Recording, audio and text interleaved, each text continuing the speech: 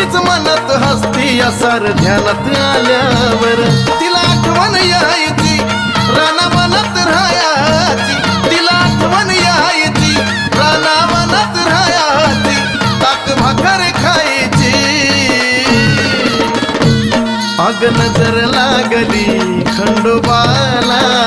बानुबाईची नजर लागली